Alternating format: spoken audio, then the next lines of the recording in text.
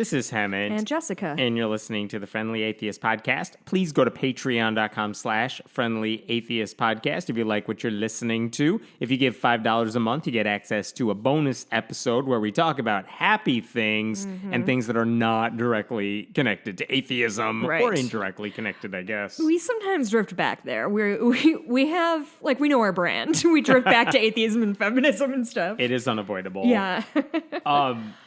Before we get started, if you live in the greater Missoula, Montana area, and you are going to be in town on February 1st, come to the Iron Horse at 6 o'clock and hang out with me and my husband and at least 3 other human beings. Party in Montana. Yeah, it's going to be great. Very nice. I am super excited because today, as we're recording this on a Thursday night, it marked the launch of a new website that I am part of, and it's called OnlySky.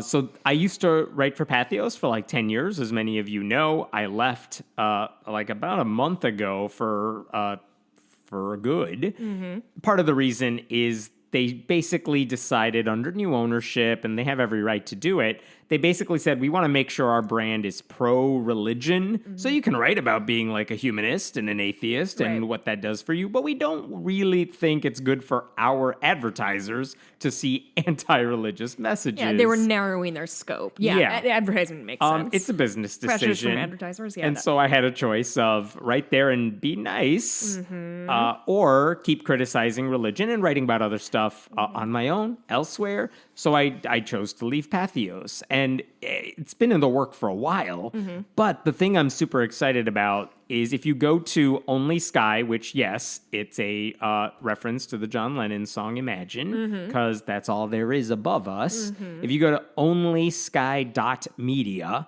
that's the new website. It is the home of dozens of atheists, agnostics, academics. They are...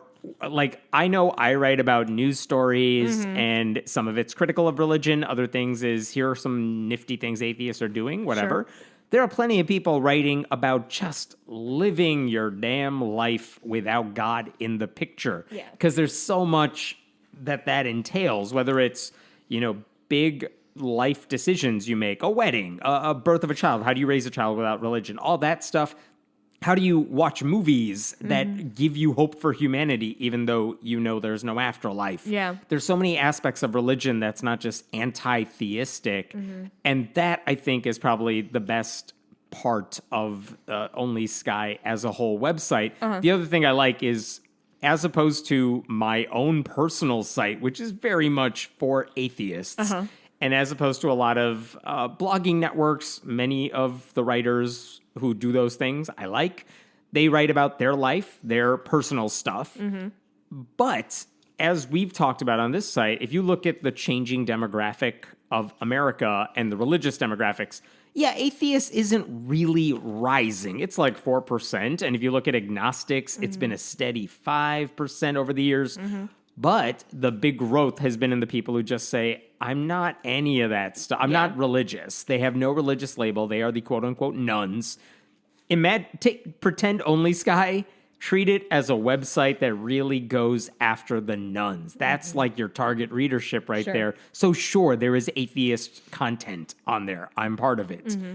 There is stuff, though, that's just for the people that don't want to deal with religious nonsense in their news. And there's so many interesting voices, diverse voices. It is overall a politically progressive website. So you're not going to see all the, I don't know, whatever Lawrence Krauss posted today. That's what I didn't see what he posted today. You're not going to see all the right-wing, like, we're not going to have cancel a new culture atheists BS. Verse No. The leftists or whatever they... It's just a really positive site. Good, that's great. With plenty of fair criticism. So... Again, I'm asking all of you who listen to this, I'm not asking for money for the site. I'm saying go check it out. I hope you like it. There is a way to follow different writers on there. It's onlysky.media. Check it out. Tell your friends. Share content that you like on there. There are podcasts on there. They're going to be doing videos soon. They're doing all sorts of things. It's really neat. I'm excited to be a part of it. So that is finally up and running after like over a year of planning. Yeah. You know what else is neat? They have like 9 staffers and then some. Like, most networks do not have, certainly atheist full-time networks. staffers. There are several full-time. Not all 9 they're are not all full-time, full-time. but some of them are. I mean, again, we're just talking about people who are dedicated to making this website work as a hub of information for this growing group of nuns in America. So that made me super excited. Before we get going, I got a postcard in my inbox. Oh my god! Your actual physical mailbox with a real red flag on it. Got this postcard, a big one that says it's like Las Vegas style signage, and it says "Stay positive." And it's a bunch of road signs. I'm showing it to Hemant, and they Worry Motel, Envy Rest Stop, Doom and Gloom Alley, Fear Alley. Yeah. They doubled up on Alley. They did. Doom and Gloom Alley, and I see. Yeah. And Welcome to Lonelyville is the one that you did not see, which is depressing. And it's for the Harvest New Beginnings, I assume church. Yeah. In Oswego, which is a hike from here. Like, it's a little, well, I guess it's closer to you. They reach out to the community. Sure. Come on down for your positivity. Right. But what I would love to do is, we talk a lot about toxic. I get those all the time. Is this not a new thing for you? Oh, I've never gotten this before. Oh, I get those postcards all the time from local churches. Okay. Just looking for new converts, I don't new think members. I've ever gotten one, but I've certainly never gotten one like this because we talked about, I think just last week, did we talk about toxic positivity? Of this thing that often churches serve you up that, like, hey, if you're sad, try not being sad. Things are okay. Come to our church. You'll never be sad again. I want to read, there are 8 topics that they're going to lecture about over the next 8 weeks. Yeah, their sermon series. Yeah, their sermon series. Join us at Harvest New Beginnings for the sermon series. Stay positive. That will help us journey through an often negative and cynical world. Which is fine. Yeah. It's nice to, positivity is not in itself badly, but these titles. What is it? We positively hate gay people? That's pretty funny. You didn't think of that, did you? I did right now. Okay, what do they have? Number 1 is, there's nothing to worry about. Go on. So we're denying reality right off the bat. Number 2 is, you really are loved, which is fine. Thanks, Jesus. Number 3, it's going to work out. Yeah. 4. Ooh, this is a dark one. Every problem has a purpose. Jesus. 5. The glass is half full. Quit your bitching, Hammett. 12, 13. Let's change the way we think, which there is merit there. Yes. Next one is enjoy the good life. Okay. And this one is, when do they say it's fine? You can be sad for a little bit. We'll help you deal with it. Everything sucks. Are you ready for maybe I'm rewatching I'm rewatching Midnight Mass, and the thing I'm about to read to you is more chilling than anything in that show. Okay. The last in their series at the end of March, the end is awesome. Oh God. Thanks. The Apocalypse. end is awesome.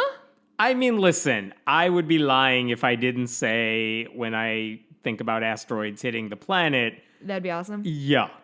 Well, who among us? Like, we deserve it at this point. It's just truly...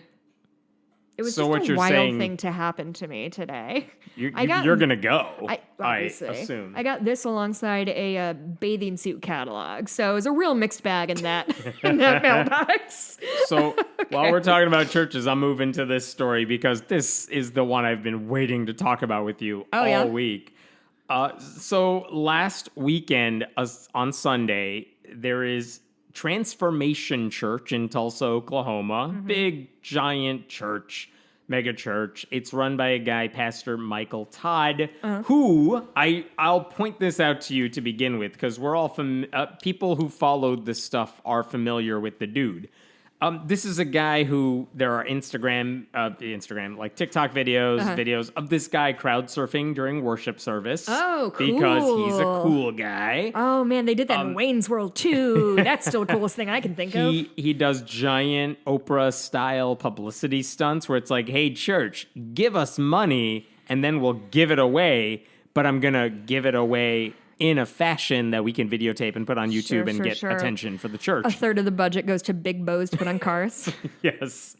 So in the past couple of years, yes, he's given away like $3.5 million for houses, cash, and cars to people. I don't actually know how they choose the recipients, but these are church members giving giant donations, which he then uses as a way to make a viral video. Like, look what our church did. Yeah. Thanks to God, and totally not the donations of the rich people who go here. He's given away, spent a lot of money on shoes. He's given away $600,000 in, quote, reparations. And I only say quote because I don't know how he's defining that anymore. Is he a white gentleman? He is not. Oh, he okay. Is black. He's black. Okay, so but I don't know what really I don't know how he defines that. But okay, so this is a guy who loves his publicity stunts and getting attention for things that aren't necessarily biblical, but he'll say they are. Okay, so this guy, Michael Todd, gets on stage last Sunday, and let me tell you what he's trying to say. Okay. He's saying it follows your postcard that you got from this church. His whole thing is, look, we're all going through rough patches. We might be going through such a rough patch that we are questioning God. And you shouldn't do that. You should have faith forever. In fact, you might think God is against you, working against you. You might think God is degrading you or God is spitting on you. But, he wanted to say, God always has your best interests at heart. Okay, I get that message. I've heard that message. That's not a surprise. If you go to these bigger churches, the question is, how are they going to make that point to the audience? So here's what Michael Todd does. He references a story in the New Testament where Jesus heals a blind man. And if you look at the verses, a couple of verses that involve that, it basically says like Jesus used dirt and he spread it on a blind man's eyes, and then the man's healed. And I think the verse literally says something about how, like, Jesus, because it was dry mud or something, Jesus spits in the mud, so he makes like a paste of sorts. Yeah, I mean, whatever. Thousands of years ago, this is what he supposedly did. Okay, I mean, I get why they would have written it that way, and then he put it on the dude's eyes. In Jesus Christ Superstar, they just pull the blindfold off the lepers. That's how he restores their sight. So I don't know. Do you think Jesus tried that first? He should have. So here's what this guy does. He invites his brother, who's goes by Brent. He invites Brent on stage. Younger brother, but a bigger guy. Okay. So he looks older. Okay, fine. He invites his brother on stage because I'm sure his brother will go along with the sermon. Okay, fine. He basically says, God's going to throw stuff in your direction. You should keep having faith. It's okay. You may think God is coming after you. You may think God is spits in his hand. And you're watching him take a big wad of spit. No. The pastor is. No. And he spits in his hand. Absolutely not. And he made a big show of hawking the loogie right there. And now he's just walking around. Don't. No, I didn't do anything. Ugh. He's just You're just talking. cupping your hand in a way that's so upsetting. You're right. Ugh. And then he just kind of walks around, makes his point even more, and then in the middle of making that statement, does it again. I don't then he like does it a third time. And so now you have a pastor walking on stage with liquidy stuff in his hand. And everyone knows, well, this isn't going to end well. And his brother knows this isn't going to end well. And so at some point, he's like, God, you may think God's spitting in your face and degrading you. So he just takes the wad of saliva, smears it all over his brother's face. And yes, your reaction of gagging off Mike is the correct one. I'm not playing the video for you. Is there video? Oh, yes, there's video. Did you watch it? Oh, so many times on loop. Disgusting. It was disgusting. Oh, I'll just sir, tell you. This would be disgusting if we weren't in a pandemic. Thank you. That is a point I wanted to make. He said, and I can quote him here, the vision God is about to give you, it might get nasty. Smear, smear, smear. And now, do you hear and see the responses of the people? He's referring to the people in church doing what you just did. What I'm telling you is how you just reacted is how the people in your life will react when God is doing what it takes for the miracle. So you see, by smearing this on his face, you see something good will come of it. Okay, so basically, this guy, Michael Todd, subjects his younger brother to public humiliation to hammer home the point that God's on your side. That's the best case interpretation of what he did. Again, the spitting doesn't even make sense because Jesus didn't spit in the dude's face. Oh, God. I mean, I just want to point that out. That's not even what Jesus did by his own thing, by his own book. Also, he's not Jesus, so why are you trying to spit in someone's face or smear spit on someone's face? Also, yes, we're in the middle of a pandemic. Also, how the hell do they do baptisms in this church? But the funniest thing to me is before I saw the full clip, what I saw was a pastor's name trending on Twitter and a lot of people saying, what's this guy up to now?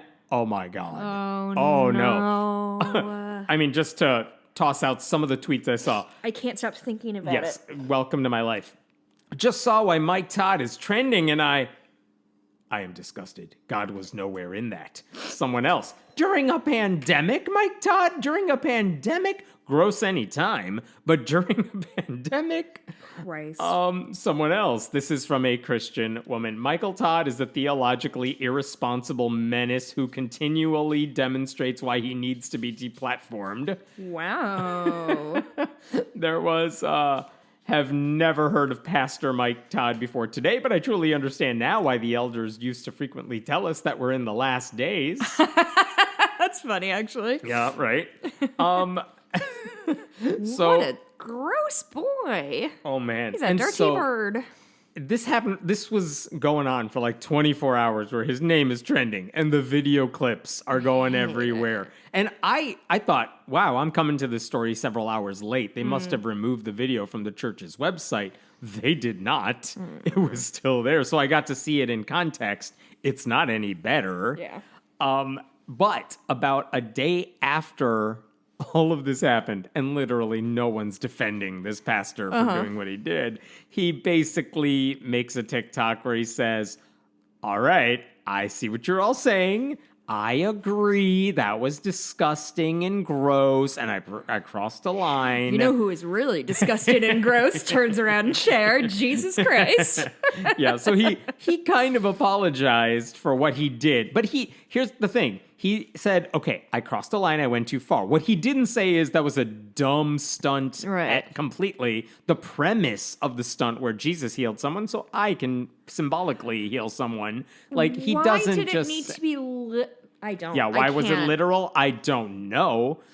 But, I mean, look, this is hardly the only stupid sermon illustration to try to get people to remember something. Sure. But again, like, what is... I'm trying to figure out, and I don't have an answer to this, what went through this guy's head as he planned this out, that he thought this is what people will remember.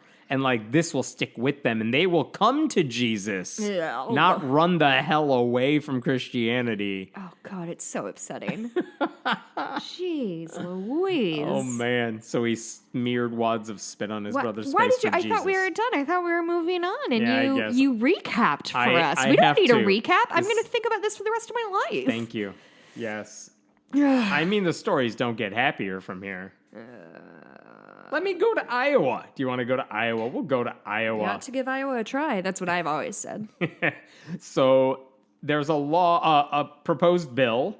This is from a Republican. Adrian Dickey is the guy's name. He's a state senator in Iowa. And again, this is the part of the legislative season where they all file any bill that comes to their mind. Everyone does it. It doesn't mean anyone's bill is going to pass all the hurdles they have to become law. But in a lot of... Are you saying politicians are doing symbolic gestures instead of things that will actually help people? Let me rephrase that. Oh? Yes, they all do symbolic gestures, even if they know deep in their hearts this is never going to pass. But sometimes it's not just showboating. Like, they genuinely want this to pass, and they think they can get it done. That's what scares Do me. you think they really think they can get it done, or do you think they just want to be able to go back on? Both. Okay. They want to be able to say, look, I filed my bill that says no abortions or miscarriages allowed for anyone ever. Like, they want to be able to say that, sure. But in this case, I think this guy filed this bill because he wants it to pass, and it's not just for show, because there are better ways to do this for show. Here's what he wants to do. Iowa, this school year, just began saying all public schools have to recite the pledge at the beginning of the school day. Oh, sure. You know what? There's nothing else happening in the country right now. Well done, guys. Of course, it comes with the same caveats that every other state has, which is if a kid doesn't want to say it, the kid doesn't have to say it. No one has to participate. But like if you do morning announcements or it comes over the intercom. But it's state-mandated morning announcements, just like Republicans love. State-mandate shit in schools. Yeah. So like they just started that this year. Here's what Adrian Dickey wants to happen. He filed a bill. It would do three things. It would change the law about the pledge in three ways. Number one, every single teacher has to say the Pledge of Allegiance. No. Yeah. And then there was a weird little caveat that said, unless they have a disability that doesn't allow them to say it, fine. If you're deaf, we'll allow you to sign it. Thank you. Thank you, gracious leaders. It was a weird little caveat there. But okay, he said all teachers have to say the pledge. Number two, all teachers have to stand during the pledge. See, that's more of the ADA problem and there. he added the caveat there, too, Okay. unless you have a disability and you can't. Number three, all teachers are banned from saying anything about the Pledge of Allegiance that students could interpret as unpatriotic or politically influential. Which, to be clear, if you talk about the history of the Pledge of Allegiance, that would apparently ban you. Like, that would get you in trouble. You can't even talk about the history of the pledge anymore. Can you repeat that last sentence? Because I just need it to land again. And this is my paraphrase, but it is accurate. Okay.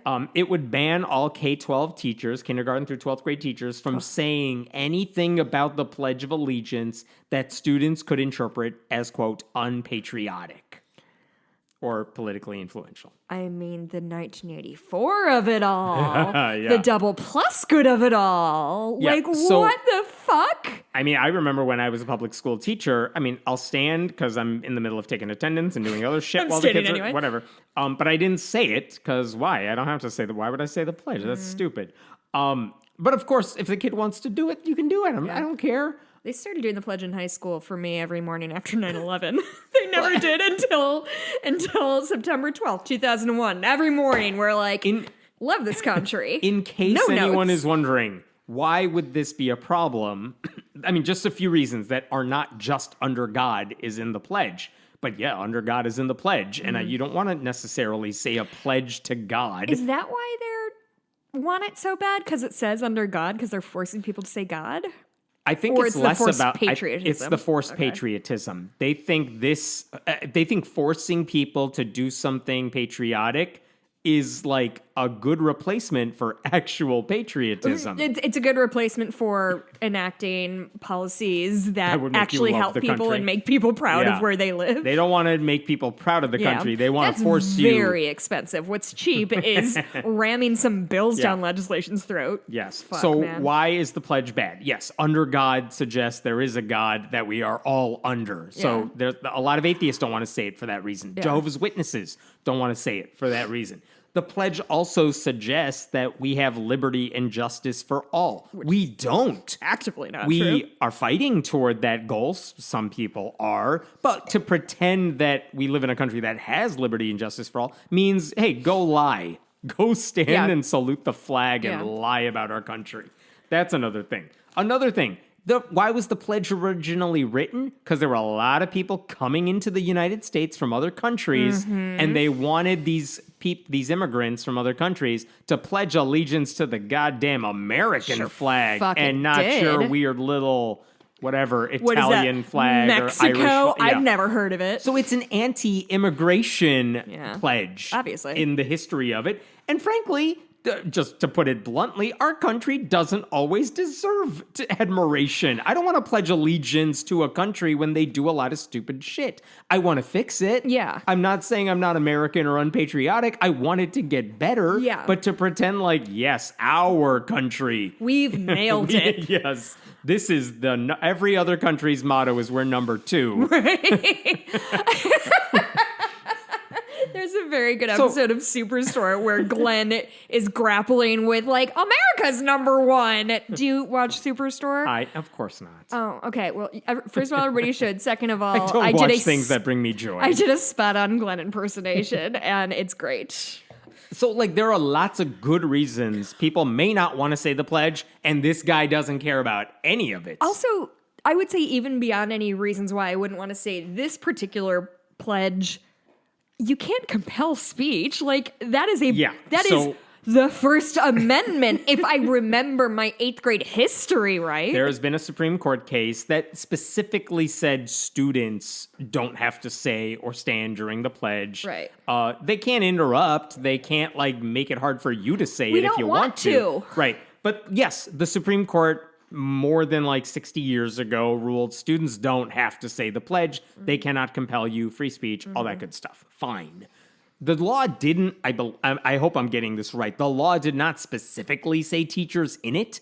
So technically, that may be an open question. Right. But I feel like, okay, if you're making the case that students don't have to, you can't force them to, you would think that applies to the adults in the room as well. And again, I don't know why. Is it just because, do you think the Supreme Court decision specified it was students that they're trying to, that's who the plaintiff was. So they were issuing a ruling to support the student in question. Do you think this is trying to force the issue? No, I think Dickie is just an idiot. Oh. Yeah. I don't think he's thinking this is like a stepping stone, like the abortion case. Like, let's just ban abortion after like 2 days. Yeah. And that's a test case for the court. I don't think this is that. He's not playing chess. He's playing tic-tac-toe. Yeah. And by the way, also part of his bill, if a teacher violates any of these rules, first offense, let me read this correctly. A first offense leads to a written warning, a letter sent home to parents, and a notice to the Board of Education in the district. Like, this Jessica was bad today, to the board. Wait, the note goes home to... like, all your students' parents. Like, let me tell you what your teacher did today. You're fucking lying to me. The school's tattling on you. Yes. Fucking snitches get stitches. Yeah, that's warning 1. Wait, all 3 of those were 1? Yeah, that's all part of the... Oh, I thought that was like first 3 You warnings. tried teaching students about the pledge? We hate history. Let us tell all the kids' parents you were trying to teach them today. God. What happens if you do it 2 days in a row? What? All of the above plus a 1-week suspension without pay. Oh, so to get a public servant suspended without pay, it's not they have to murder somebody. No. It's that they twice have to say, I think the Pledge of Allegiance is kind of bullshit. Yes. And if you do it 3 times, you're fired. I think I am going to think about this for the rest of my life. Have you already forgotten the spit? That cops who murder people get placed on paid leave, and this motherfucker wants teachers who say, hey, maybe we should be thoughtful about the things we say, especially when we chant them all together on, public property. That person deserves to be suspended without pay. But the cop, he's got a family to support. Yeah, right. Wowee, that is as much of an indictment as the Republican Party as I can think of. Like, they are itching to punish teachers for some reason. Yes. You're going to have it's already hard to find teachers who are qualified and want to do the job and can do the job and put up with all the bullshit that goes along with the job.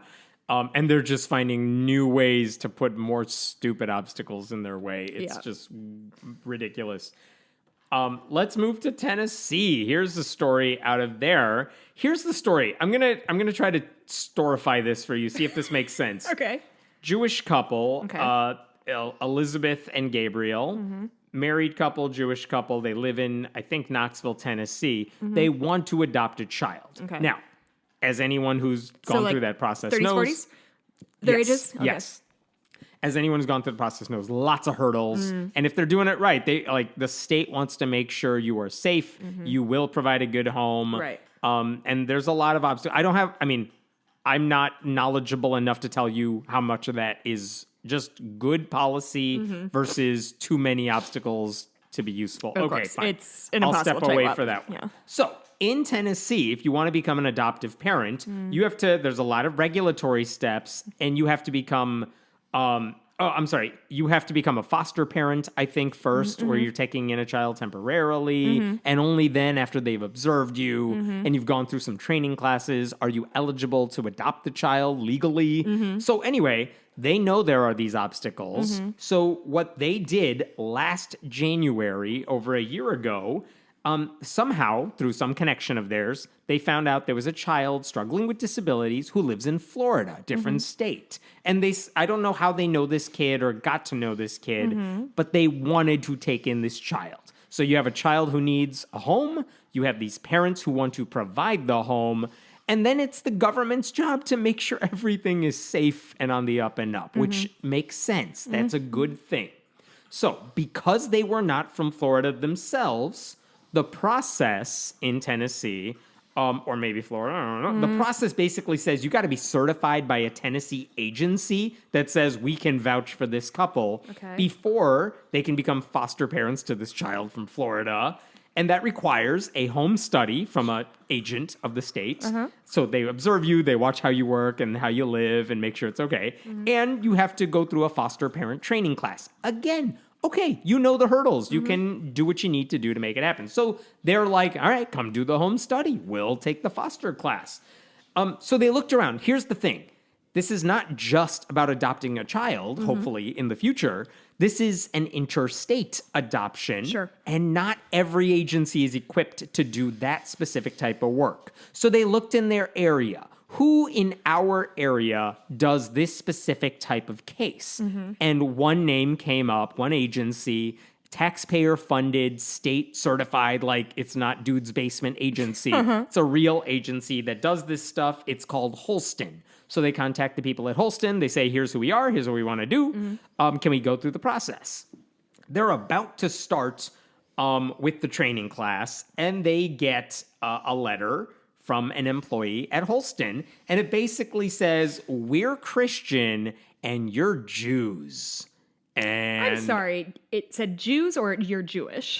Because those are... No, I'm just elaborating I just think here. it's important because if they said you're Jews, that's very different than and they like... did it with that affect in the email. But that is essentially what they said. They said, you're not the right type of people. We won't work with you. Like, we know gay people have had the same issues already. Yeah, I've never heard of but this one's... a religious discrimination in this sense. And I was trying to figure out, like, are you telling me this Jewish couple that is clearly trying to do all the right stuff to get certified and want to adopt a special needs child, which is an incredible undertaking. Yeah. You're telling me they went to this company's website and didn't realize that you had to be Christian or that they're Christian and they would only work with Christians just like them? Are you telling me they didn't come across that at all? Really?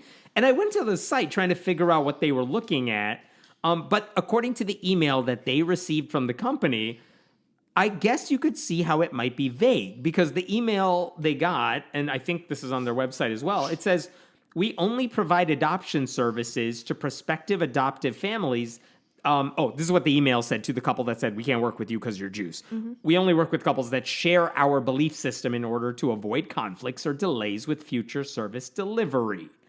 Future service delivery? Fancy way of saying we only work with other conservative Christians. But on their website, and this is what I was trying to look for, they don't actually say all that. They just say, we run our company with Christian values. Yeah, that's not the same And we thing. believe in God. But, like, they don't say we only work with you if you sign off on this belief about gay people. Yeah, and most you know what nonprofits are, not most, a lot of nonprofits that are religious are like that, like, they'll throw in, like, a side of Jesus, but their main thing is just to do the thing they're supposed to do. So the long and short of this is the Christian company, the adoption company, that was the only one in the community that does interstate services that they needed, said to this Jewish couple, sorry, you're Jews, we don't work with Jews. Zoinks. Yeah. All of this is allowed in Tennessee because in 2020, they passed a law that lets faith-based, taxpayer-funded licensing agencies from having to do anything that might violate their religious beliefs. Mm-hmm. Yeah, so if a Christian company gets money from the state for facilitating adoptions and foster care, and look, in general, that's a good thing, but they're also now allowed to say, yeah, we abide by Christian values, our Christian values, and if you don't abide by them, we could say no to you. So that gets them out of dealing with gay couples, Muslim couples. Theoretically, it gets them out of like, oh, you're interracial couples? We don't do that in this church ministry adoption agency. They honestly, they could say no to progressive Christians if they wanted to because they don't feel their values. Well, yeah, if there's no restriction for who they can discriminate against and why, then that's it. Even as the bill was being debated but not yet passed in the Republican state, the Anti-Defamation League said this bill openly sanctions discrimination against Jews, LGBTQ people, and others. There were plenty of other groups that said similar things, but it passed, and Republicans signed it into law. The governor signed it into law. Surprise, surprise. I bring all this up because the Jewish couple has now filed a lawsuit against the state of Tennessee, not against Holston, because Holston can do whatever the hell it wants. Yeah. They're filing it against the state, saying basically the Tennessee Constitution says promotes religious freedom, equality for everyone, and Tennessee is reneging on that promise by allowing a taxpayer-funded agency to discriminate against Liz and Gabe because they are Jewish. Laws like this must not stand. This is according to Americans United for Separation of Church and State, which is filing the lawsuit on their behalf. Laws like this must not stand when they allow religion to be used to harm vulnerable kids and people like Liz and Gabe who want to provide these children with safe and loving homes. Basically, the lawsuit says that law that passed in 2020 violates the state's constitution, and we're directly affected by it because of this shit that's going on now. Right. And again, because they can't get certified now by a state, by the local group that does home visits and everything, they can't take in the child in Florida. They're directly affected by this. So, yeah. Again, this is all legal. This is all allowed. I don't know what leg Tennessee would have to stand on. Like, it couldn't be more blatant, but it's Tennessee, so who fucking knows?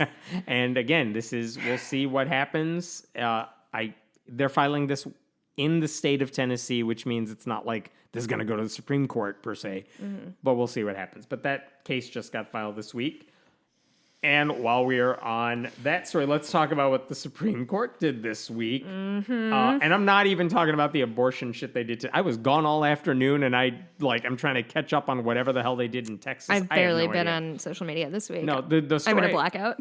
It's all good. The story that I want to talk about is this week the Supreme Court said they will take up a case to be heard later this year about a football coach in Washington State who got fired many years ago because after games, he really desperately wanted to pray on the 50-yard line as a spectacle. And he, as an individual person? As a coach of the football team. But he was the only physical person out there. He didn't bring the whole football team, or did he? Does everybody pray on the 50-yard line, or does coach pray? Why don't you just tell me the story and I'll listen? Yeah, coach prayed. I mean, here's what he wanted to do. He wanted to pray on the 50-yard line. His name is Joe Kennedy. He was an assistant football coach at Bremerton High School. And basically he said, I'm Christian. I want to pray after a game. I'm not asking anyone else to join me. But, if they do, they're allowed to. And so what does he do? He makes a big fucking spectacle of the whole thing by going to midfield and all that stuff. And of course a little audience forms around him. I'm so tired of this shit. Just wait. I think we've talked about this guy before several times, but just to give you, could he pray silently on his own? Of course, no one was ever stopping him. But he didn't want to do that. About how you're supposed to pray silently. There are Bible verses that say do not pray for the audience Attention, for attention. Could he pray in a locker room privately? Of course he could. No one was stopping him. He's not interested in praying. He's interested in the narcissistic, I want everyone to see me pray, because otherwise, how will Jesus know what I'm doing? This is the exact scenario of 'Twas the Fight Before Christmas, that the guy wanted to throw an insane Christmas party, and they're like, no, not party, but like a spectacle around his house where he lived with neighbors, and they're like, could you not? It's really disruptive. And he's like, fine, I'm only gonna do it even bigger. Because, like, God forbid any white man is ever told, like, hey, could you not? And they're like, yeah, you're right, this was inappropriate and disruptive. Fucking be reflective sometimes. Yeah, this all happened in 2015, by the way. And we're still talking about it. Yeah, here's why. Because the school basically tells him, here's our concern. When you, as a coach, like seconds after the football game, want to get on the field, everyone's going to think you're representing us for a good reason. And like, no, you can do whatever you want on your own time, but you are on our time as an assistant football coach going on the field after a game. Right. So we don't want to get in trouble. So you can't do it. Do it later if you, whatever the rules are. But you can't do it because people are going to think this is state-sponsored religion or school-sponsored religion or whatever. So the school says, we're warning you, don't do it. They sent him a couple of warnings. He does it anyway. Counterpoint, I wanna. Yes. So they finally say, we're not renewing your contract at the end of whatever year. This is like 2016 now. And he files the lawsuit. And here's the deal. He files a lawsuit. A judge says, the fuck are you talking? Get out of here. Tosses out the case. They're not overturning whatever the district, the firing. So they appeal to like the higher Ninth Circuit court. Ninth Circuit says, get the fuck out of here. Like, the school was right. What are you doing? So they kick it back. So then his lawyers at First Liberty, a conservative law group, say, well, maybe you three judges on the appeals court got it wrong. Let's ask all your colleagues on the bench. Oh, my God. And all the colleagues are like, get the fuck out of here. So then they asked the Supreme Court. This is 2018. I think it was a 5-4 conservative bench, not 6-3. The United States Supreme Court, not like the Washington Supreme Court. Because this is now a federal case. Are you fucking kidding me with this? And get this. The Supreme Court rules 5-4 to get the fuck out of here. And here's why. They basically say there's nothing for us to decide. Yeah. Basically, why do they take it up?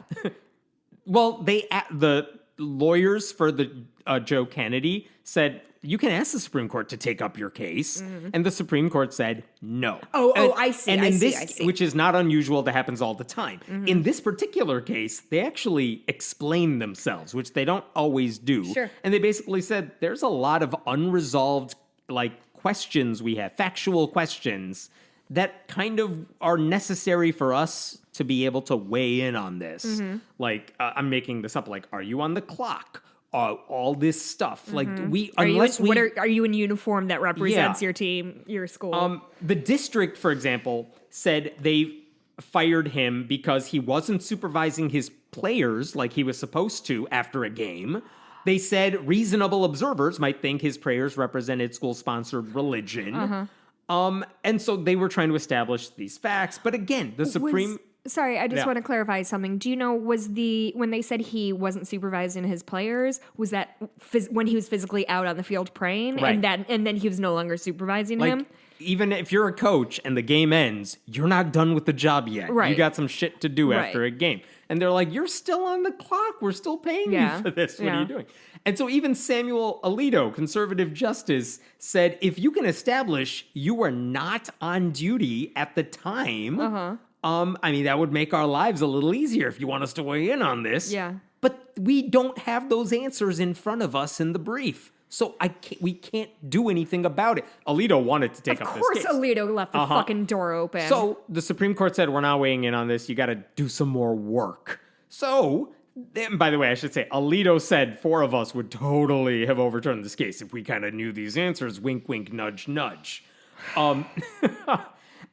Anyway. So they went back to the lower courts. It took a few years.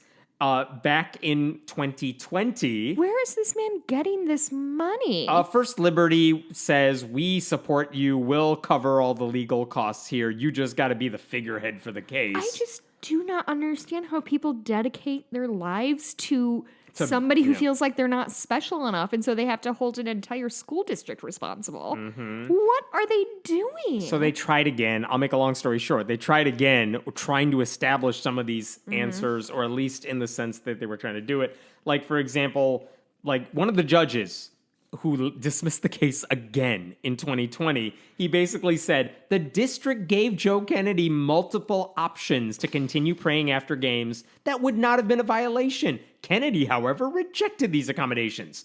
What about the argument, this is religious discrimination? The judge said, there's no evidence that his religion was the reason they fired him. I'm saying that, not the legalese here. So everyone keeps shutting down this guy's argument. Everyone thinks this guy is full of it. His lawyers are full of it. This is one from the Ninth Circuit from last March. Okay.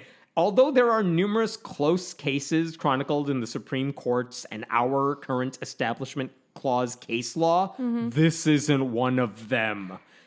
This is the judge again. Kennedy's attempts to draw nationwide attention to his challenge, it compels the conclusion that he was not engaging in private prayer like he said he was, but was instead engaging in public speech of an overtly religious nature while performing his job duties. There was even a footnote, such a myopic... basically, there was a footnote in the legal ruling there from the judges calling out Kennedy's lawyers for asking them which pieces of evidence to accept and ignore. They were trying to say, don't look at all the things in front of you. Look at the things we want you to look at. And the judge said, such a myopic view of the events leading to litigation simply does not tell the whole story. It's like attempting to decipher the plot of The Wizard of Oz by viewing a still photograph of Dorothy awaking in her bed at the end of the film. Wow. So, I love when nerds get to really let it rip. So every judge who sees this guy's case, except for Alito, everyone except like Alito and except some for of his Alito, buddies, who's like drooling over it. They're like, you have no argument. Go away. Yeah. Stop this stupid battle. Yeah. So this time they go to his lawyers, go to the Supreme Court, and they say, we want the Supreme Court to resolve two questions: whether a public school employee who says a brief, quiet prayer by himself while at school and visible to students is engaged in government speech. Just exactly how when football players are in a huddle, they're engaged in a brief, quiet. They're just talking amongst themselves. Yeah, they're just, it's not their fault. They're in the middle of a giant field that has a stadium all the way around it where people are sitting facing to look at the game, which is what they are there to look at. Like, there's nothing brief or quiet about Joe Kennedy's prayers. Yeah, quiet, fine. He's doing it silently, but he's doing it on field, and he knows he's doing it because people are going to form a little queue around him or something. So anyway, I bring all this up. You know where this is going. Yeah, I do. This week, the Supreme Court said, all right, now we're going to take up this case because whatever outstanding issues we had, you have now, you've gotten the details right. So now we can weigh in on this. And of course, this is bad news. This is from the Freedom from Religion Foundation. By granting review in this case, the Supreme Court is threatening to upend decades of strong separation of church and state precedent in our public schools. No student should ever be made to feel excluded, whether in the classroom or on the football field, because they don't share the religious beliefs of their coaches, teachers, or fellow students. Just to be clear, if you see your coach praying at the 50-yard line, there is arguably this coercive effect that, okay, if I want to get playing time, if I want to be eligible for a scholarship in college to play football, I got to get on this coach's good side. I know he's Christian. He makes a big fucking deal of showing it after games. So if I want to get on his good side, I better join in the huddle. Even if he doesn't say that, that's the implication. That's why you don't have prayer in schools in a formal way. If a teacher is doing that, I want a higher grade, so I better go along with it. So they're taking up the case now. After 6 years of Joe Kennedy failing at doing this, they have the court they want, and now that court's hearing it. So, again, where is this money coming from? And this is what First Liberty does. That part doesn't bother me because, you could spend years on a case if you think the cause is legit, but what is the cause here other than to say we want Christians to get away with praying even when they're being paid by a public school? What is is the sort of larger goal that teachers can... Hey, if they just want to talk about Christianity in school, I think not that big a deal. If they want to pray quietly in front of their classrooms. Yes, if they want to pray quietly in the class, they're not asking students to do it.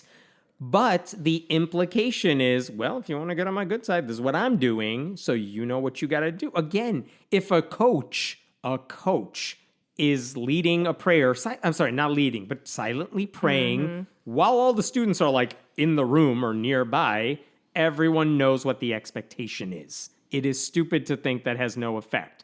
And again, if the goal is, do you actually want to pray because you want God to hear you? He doesn't need you to be in the spotlight. Yeah. He doesn't need you to scream it from the top of your lungs, according to my understanding of Jesus, how the game is played. The need for people like this, like narcissistic men like this, to center themselves in a narrative.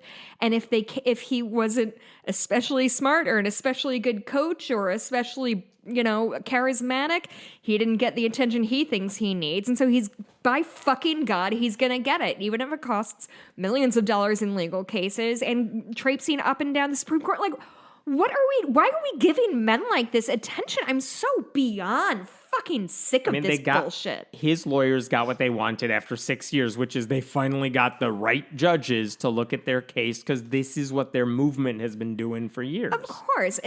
That's why they kept this case going until they could get the Supreme Court to take it up. They thought they had a setback last year, but they're like, all right, well, let's just ask some different questions. And now we got what we wanted. Like, they act like women. Imagine if a Muslim tried doing the same thing. Oh, God. They act like women, people of color, are all the ones who, like, play the victim. But who are the people that are doing these frivolous lawsuits that are getting thrown out at literally every level? They're getting thrown out until the asshats that Trump put in are like, oh, restricting atheists' rights? I love this. More Christians in the world? Great. That's my whole goal. That's why I went to law school, to make more Christians, I guess. So while we're on that subject, a different case now in front of the Supreme Court this week. It involved, and we've talked about this in the past, the city of Boston, outside City Hall. They have like the American flag and I guess the Massachusetts flag. And like you can apply to have your group's flag raised outside City Hall. Boston City Hall is famously ugly because it's brutalist architecture and people hate that shit. I really like it though. It's cool. And so again, years ago, someone said, well, this is a Christian flag. It's been used in other places. That sounds not that familiar. famous. But he wanted to get it up. And the city of Boston said, no, we're not putting religious flags up because we don't want people to, we don't want anyone to get the belief that the city of Boston is a Christian city. Have we talked about this case before or just something similar? We have talked about this case. All right. The oral arguments took place this week, but and again, the writing on the wall is that the conservative justices are totally gonna be fine with the flag going up. The question is, how broad is their ruling gonna be? Do they just say if you allow any flags to go up, then a Christian flag can, like a religious flag, can't be excluded from the list if you allow anything? Or do they say, like, I don't know how broad you make it. I should say, the ACLU... They're probably Nazis who live in Boston. Well, maybe they should fly that guy. That is an argument that was made by the critics. Like, you can't let everyone go up. There are reasonable restrictions. Like, you can't just say, well, if you allow anything, then literally everything has to go. I mean, there's flags for everything. There's a flag for, like, BDSM leather daddy kink. There's literally a flag for it. It's blue and black with a heart on it. Oh, okay, thank you. Heart, not a heart on it. A heart on it. I should say, the ACLU supports the Christians on this one. Their argument, the ACLU says, if Boston allows any flags, like if they allow nonprofits to raise their flags, and you do that for any number of groups, you can't just say religion is off the list. You can't? That's the ACLU's argument. Americans United for Separation. I don't like that ruling because I feel like there's got to be an exception. Like if you say no religion, no politics, no positions, something like that. But it's so, I mean, fucking American flag is like pro-America position. Like it's such yes, that's fair. Like all flags symbolize something. Americans United for Separation of Church and State is very much if you allow religious flags to go up, it is fair to assume the city of Boston supports that religion and it's fair to exclude it. But I'm not even raising this story for any of those reasons. I'm not trying to debate it one way or the other. It would be very easy for Boston to just say, you know what? We're not putting up a third flag here or whatever. Just say no flag. We just put up the American flag and the Massachusetts flag, and now we're done. Oh. They could totally just do that, and we're done with this. Wait. At present, how many flags are there? I have no idea. Okay, so it is it's more than just, it's not like there's two one. And they want to put the third in. Yeah. It's like 6 and they want to put a 7th or something like that. It's probably smaller than that, but... okay. So it's not... So what I'm saying is this does not look like in baseball stadiums, how they have like the... A million pennant. All the pennants and things like that. It's not that. No. It's just like a few flagpoles. Yes, it's just a few of them, and they've said if you want to fill out the application to put up your group's thing, you could do it. But they've basically said, but no religion. I think they also said no politics, something like that. Yeah, I was going to say, like, nobody would put up, like, a Green Party flag. That's because they don't have the numbers to apply or the organization. None of them can sew. There you go. So the reason I bring it up is in the middle of the oral arguments, as the commissioner, as the justices are asking questions, Neil Gorsuch, the Trump appointee, said this. As I understand it, this commissioner of Boston, said that he thought he was concerned about the so-called separation of church and state. Neil Gorsuch referred to this guy raising a question about separation of church and state, and Gorsuch himself said, he complained about the so-called separation of church and state. We're fucked. Gorsuch is like, this idea that, isn't worth taking seriously, as if the principle doesn't exist, as if the Establishment Clause is a suggestion. I mean, I've been thinking a whole lot about the Democrats versus Republican of like operating dirty versus operating clean and blah, blah, blah. And I really think that when your goal is to genuinely help people, it feels awful to be like underhanded about it. Yeah. But if your goal is to oppress or hurt people or take things away from them, there's no moral quandary there. Like, that's absolutely no problem. And that's just sort of what it feels like. Like, I think if I was presented with a case as a liberal, while I would certainly probably err toward the left, I wouldn't do it blindly, certainly. I would be thoughtful, but I do not believe that an Alito is thoughtful about it. I believe Alito starts with, how can this be a conservative ruling, and works backwards from there. Yeah, I mean, the problem with the Supreme Court is, like, we know damn well how they're going to rule on all these issues. There's no suspense anymore because no one is seriously thinking they are weighing the legal arguments, and it could go. I mean, in theory, it should always be like, who knows how they're going to go? But of course, we know. And Republicans specifically bring on people who have passed that litmus test on their issues.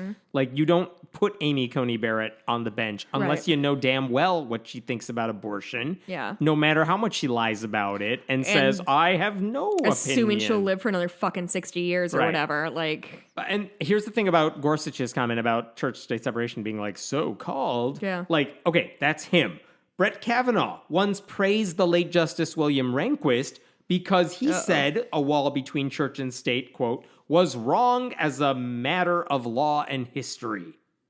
Wait, I thought everything the founding fathers said was canon and perfect, and we can't ever second guess anything they say. Well, the revisionist Christian history says the founders never wanted separation of church and state. Even though it's like didn't famously happen. In a You're letter from looking John at Adams a fake one. That ain't in the Constitution. I know my Barton.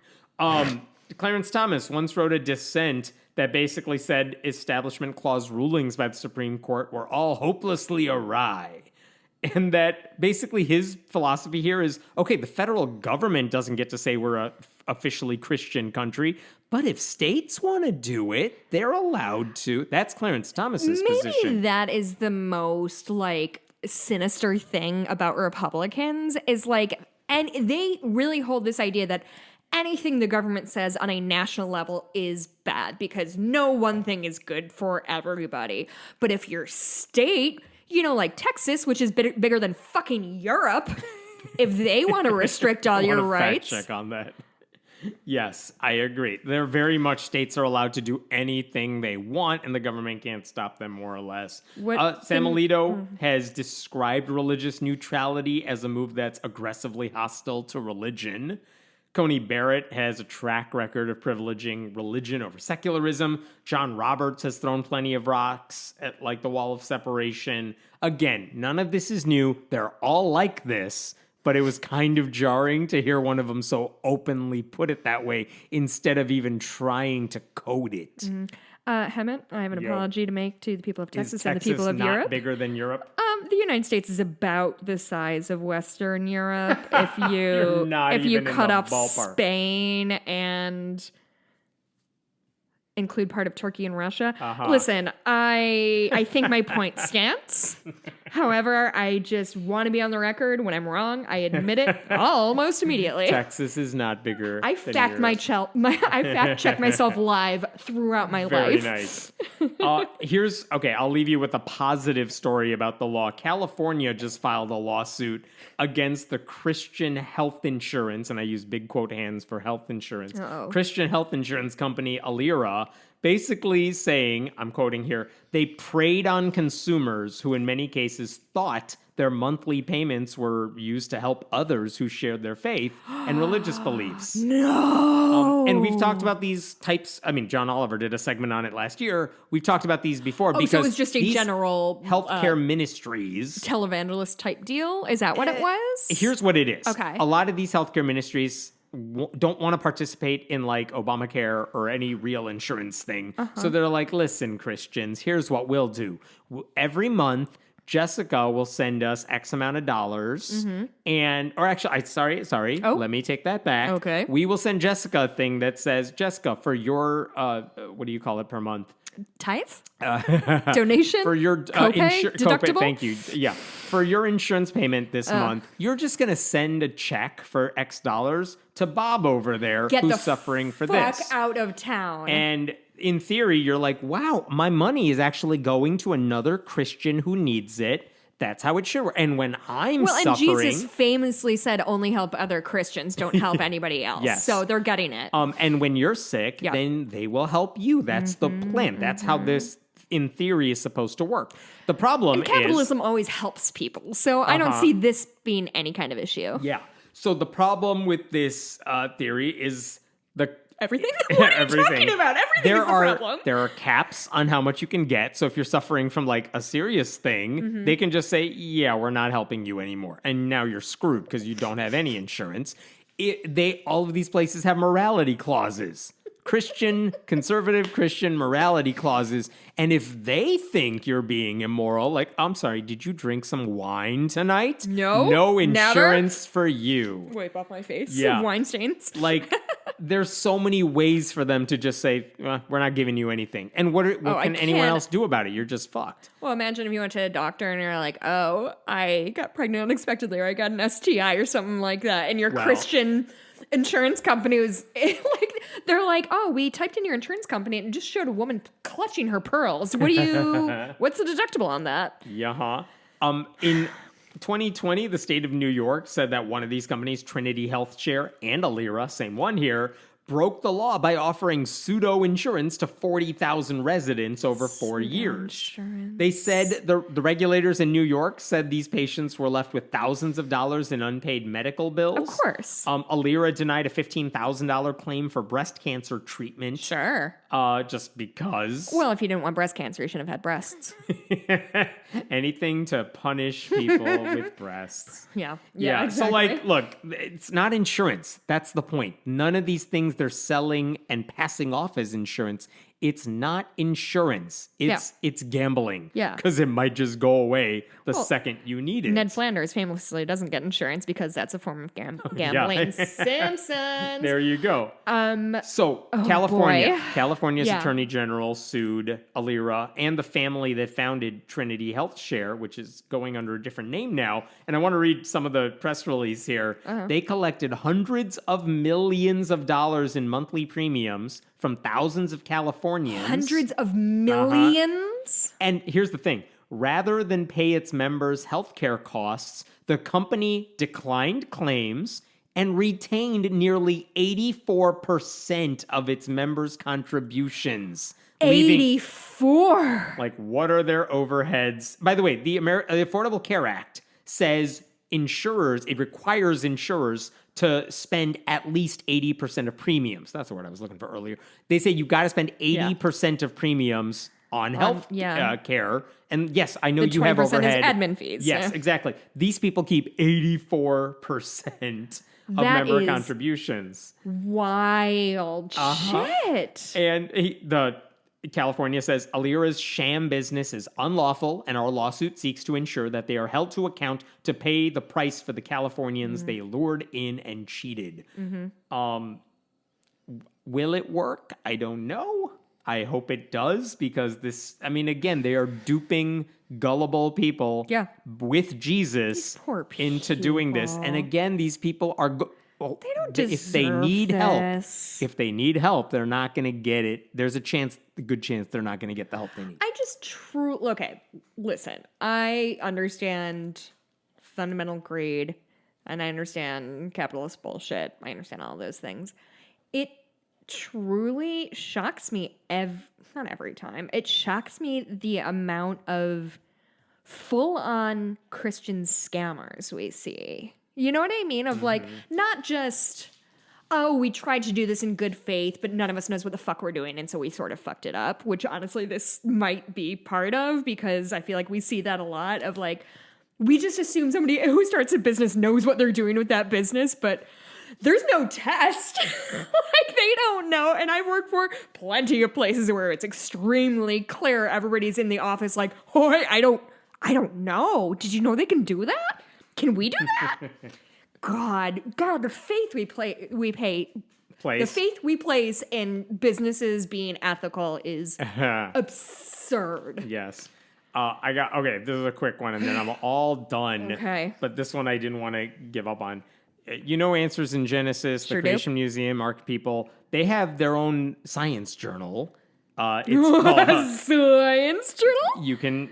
Both of those words have quote hands around them. It's called Answers Research Journal. And they're like, look, we have a peer-reviewed journal that we publish. How many times can you review the same fucking book? I mean, listen, it's almost, part of me is like, I'm sad every time I see an issue, because it's like, why are you tricking people with using big words that you know they won't understand? Now, Lot's wife turned to salt, so we find that a lot of Christians have high sodium issues. Like, what are we doing? What they actually do is they're like, the Grand Canyon, we investigated a rock, and here are very specific things that most people would never understand about rocks because it takes specialization. And then they distort it and say, see, it must have been a flood. And it's like personally speaking, do I know enough to explain to you why that doesn't make any sense? No, it's not my lane. It's not my field. Yeah. I'm sure geologists could explain it to you. Just because I don't know things doesn't mean they're not real. Yeah. That would severely limit the world. But they post these articles all the time. They're like, they're peer-reviewed. Yeah, by your dumbass peers. Like, it doesn't count. If I write a paper and give it to Hemmant, it's not peer-reviewed. Right. Just because he's literally my peer. Right. That's not but that is what they do.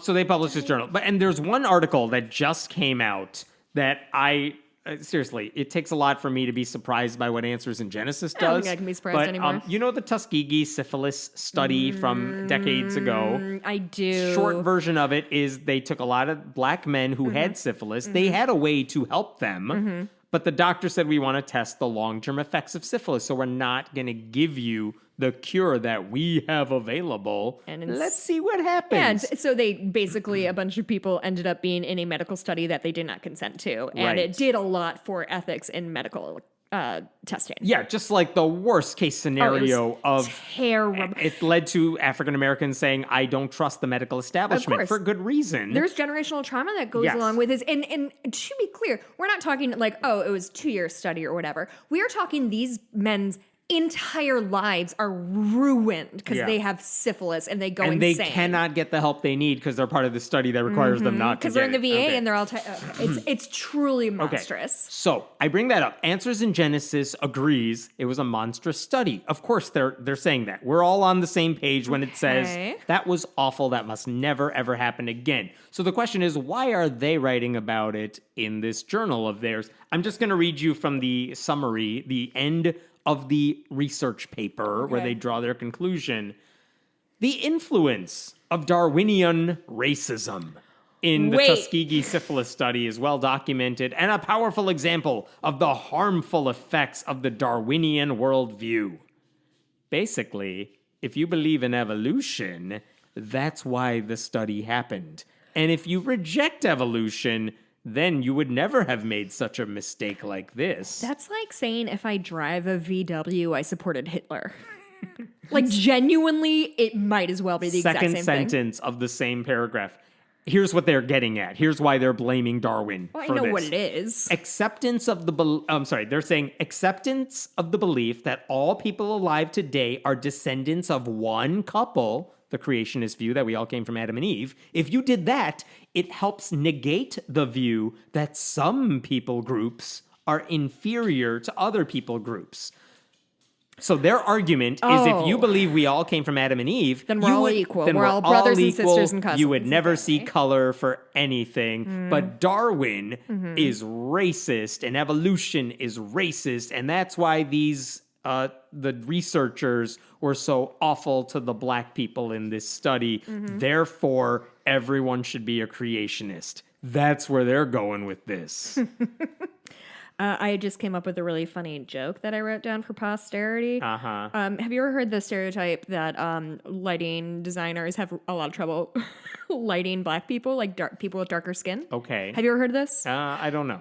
Essentially, I mean, that's sort of the long and short of it. I've heard makeup artists have trouble because they didn't come prepared. I mean, basically the same idea is they're always lighting for the white person in their room. Right. So if you see a lot of dark scenes, my husband's coming up, I'm sure he has something to add. If you see a lot of dark scenes with a white person and a black person, almost always that the white person is like defined and well lit and the black person is like a shadow with teeth. Okay. Because they just don't light the person. So the joke I wrote was, Mikey, this is a joke I just wrote.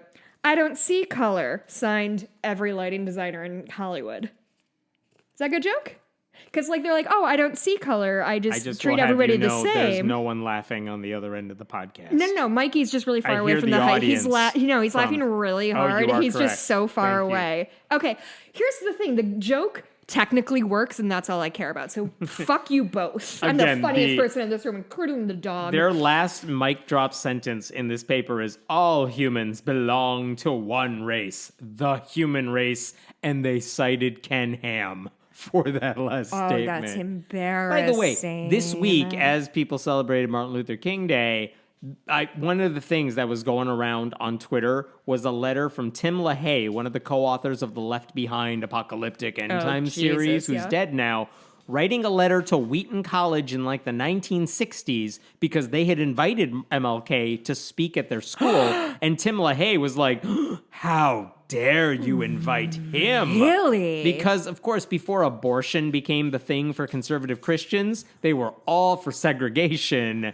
And, like, they just don't want you to remember that part of their history. Yeah. I think that's the other thing is when a lot of times we see Christians and conservatives co-opt, didn't mean to alliterate like that, co-opt the concept of evolution because it's, if you reduce evolution to one thing, it's the strong survive, right? Yeah. That's all it is. Survival of the fittest, which is not a thing that Darwin said. First of all, not a thing he said. Second of all, we're not animals. Right. I mean, we are animals, but like nobody uses evolution to be like, well, humans are, well, that's a stupid one. Elephants are further down the evolution chain than, say, all these other animals, all these creatures. other things. So they're better than this. Like, nobody does that. You just respect things where they are and how complicated they are.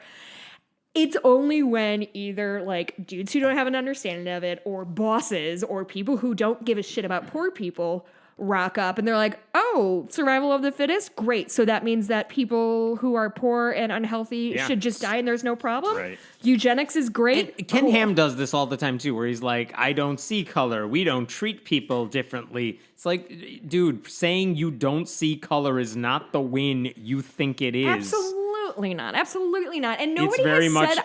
I know everyone said this week, but it's the Republicans only ever remember or want to quote the MLK line about judge people by the content of their character and nothing else he ever said because it absolves them of having to actually do the work of dealing with the racism. Or acknowledging that the U.S. government fucking assassinated him, or what are we supposed to be? Are we supposed to believe that the government now all of a sudden is like, oh my God, we love black people now and all that they stood for? Yeah. We've never complained. We've never called somebody a thug because he had a hoodie on. There you go. That's all I got. Okay. My last plea to all of you, go check out OnlySky.media. Yes. We've been working on it forever, and that's where I post now. And I would appreciate if you go to the page, find my stuff. You can literally follow me on the site. There's a button for you to do that. Great. So you can get my stuff. Go there. It would mean a lot to me. That's excellent. And I'm sure you'll post it in the Facebook group and on Discord. Yes. You just have to remember one thing. I will go to Discord. I'm just kidding. You do all the work on this. Popping in for my golf game. I want to shout out quickly. I want to say thank you to the guys from God Awful Movies. They shouted me out in their bonus episode where it was like a mailbag episode. Okay.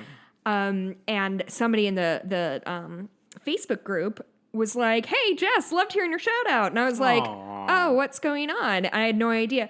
It turns out it's like behind a paywall, so I couldn't see it. And so one of the listeners, I'm so sorry I didn't write down your name, literally just like recorded on her phone and sent it to me. And I don't want to admit how many times I listened to it because they were very complimentary, and I'm very hungry for that kind of thing.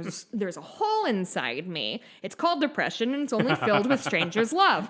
But they immediately. Somebody said, "Who is your favorite guest, or who's the funniest?" And they said somebody, but they're like, "But for non-regular guests." Like Jessica Greiff, and they said all of my names right, which is genuinely like I don't think my mom can say all of my names right. It truly made my day, and it's been a very dark year so far, so I needed that very badly. So thank you to those guys, and thank you for the people who pointed it out to me, because I would not have heard it. Hey, if you ever hear somebody mention me on another podcast, tell me immediately. I need to show my parents that this is a real job. Where do we find you? You can find me on Twitter at Jess Blumke, or if you want a cross stitch, my shop is Bitches Get Stitch Done. There's a couple of you who I have projects on hold with, so now's the time. Where can we find you? I am at onlysky.media, and I'm at Hemant Mehta on Twitter. And I don't know, just Google this shit. You'll find me. Yeah. Go to patreon.com/friendlyatheist if you like this show, and let's record a bonus episode. Yeah, now. let's do it. All right. Bye, all. Bye.